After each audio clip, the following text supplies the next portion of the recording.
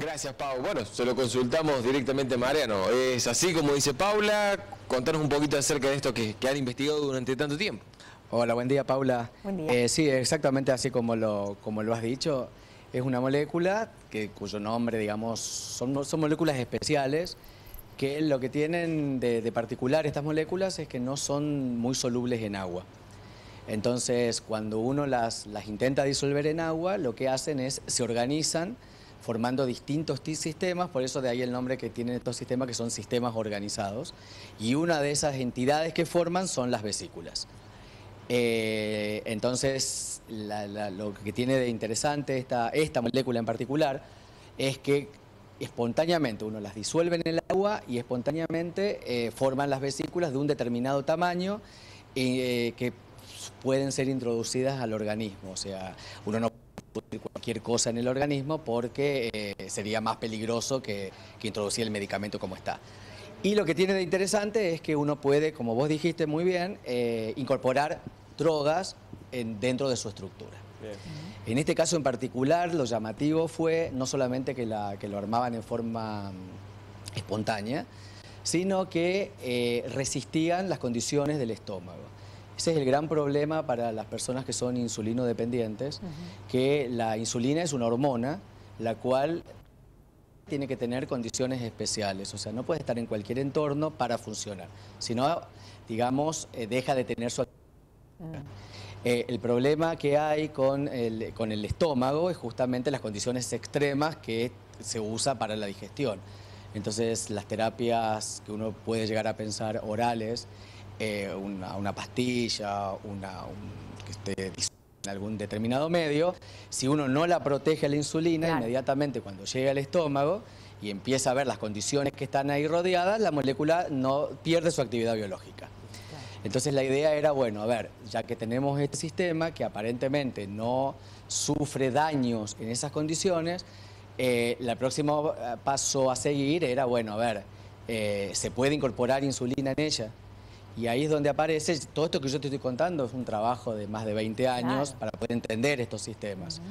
Cuando aparece esta molécula, que fue sintetizada en nuestro laboratorio, justo aparece Soledad Stagnoli, ella era una alumna de la licenciatura en biología, y empezamos a hacer un trabajo en colaboración con el grupo de biología molecular de la universidad, con el grupo de la doctora Anna Niewielski. Ahí surge la posibilidad de hacer entonces un doctorado con Soledad Stagnoli en biología, y dirigido por Anna Niewielski y codirigido por mí. ¿Y por qué? Porque yo soy químico, entonces nosotros lo que conocíamos de estos sistemas es toda la parte físico-química. Ahora no sabíamos nada de qué pasaría en un organismo, digamos, vivo. No sabemos nada, digamos, de la parte biológica, cómo podría llegar a afectar. Entonces, el primer paso antes de cualquier otra cosa es comprobar que esta molécula no era tóxica para el organismo. ¿Empezaron a trabajar con ratones? No, todavía no. No fue inmediatamente. Todavía. Uno empieza a hacer estudios, lo que se llaman en ratones se llama in vivo. Cuando vos haces en el laboratorio, en los tubitos de ensayo que todo el mundo ve, sí, esos son ensayos que son in vitro.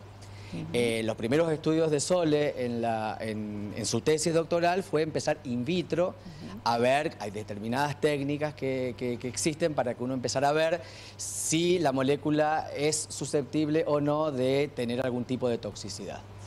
Pasado eso, se empieza a estudiar con células, también in vitro, hasta que se decidió inyectar directamente en ratones in vivo.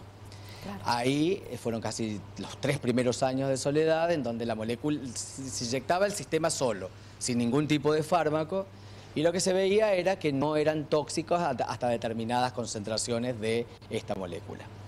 Ahí donde vino la segunda parte, que era, bueno, ya sabíamos que el sistema resiste las condiciones del estómago, sabíamos que no era tóxicos, o sea, las ratitas no les hacía nada, era ver si incorporaba insulina.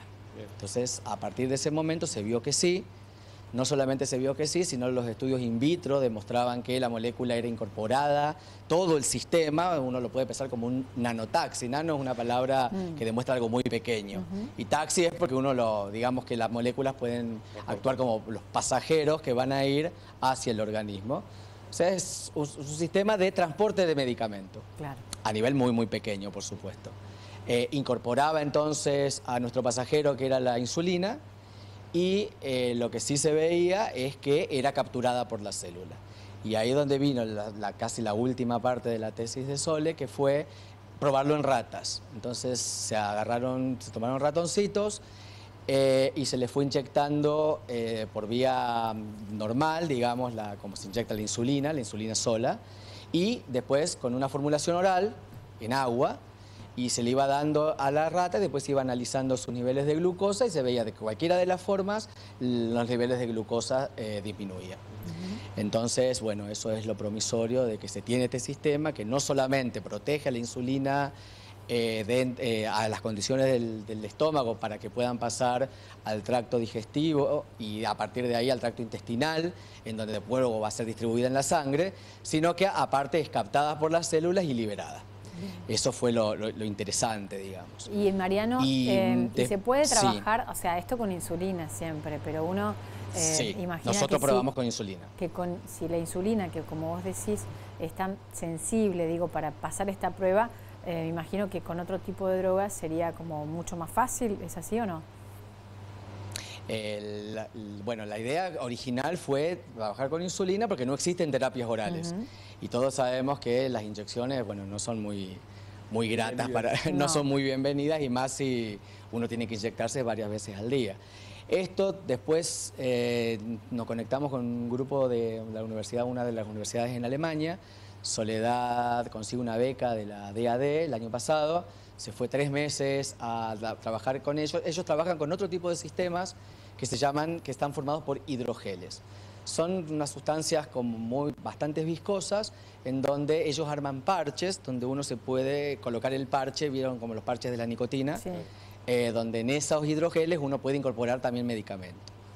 La idea entonces era tratar de unir esos hidrogeles que tienen ellos, los laboratorios en Alemania, con nuestro sistema e incorporarle, en ese caso trabajaron con una droga antitumoral que se llama curcumina, que es una droga que es insoluble en agua, por lo tanto es muy difícil la administración, digamos, a los pacientes, pero sí era encapsulada por nuestro sistema.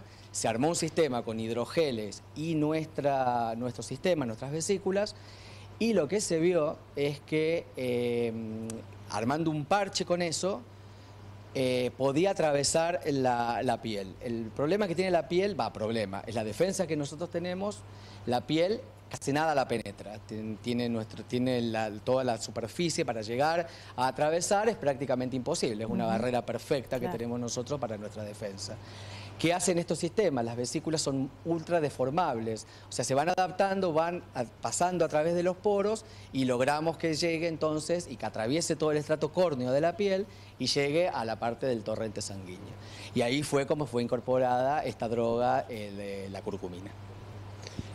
O sea que esto abre toda una etapa que la gente, bueno, esto más que nada es un trabajo que van a hacer en Alemania. Claro. De tratar de buscar terapias, quimioterapias, en donde en vez del paciente ser canalizado, sino ser aplicado a través de parches. Claro, esto mucho han sido más agradable. 20 años. Sí. Claro, sí, han sido 20 años de una investigación muy grande que se ha hecho, y es el inicio de lo que podría ser el futuro también de la medicina, y que se salgan esos resquemores y esos temores a las inyecciones también. Es la idea que se siga avanzando con respecto a esto, más allá de que se termine la tesis con lo que están trabajando acá en la universidad.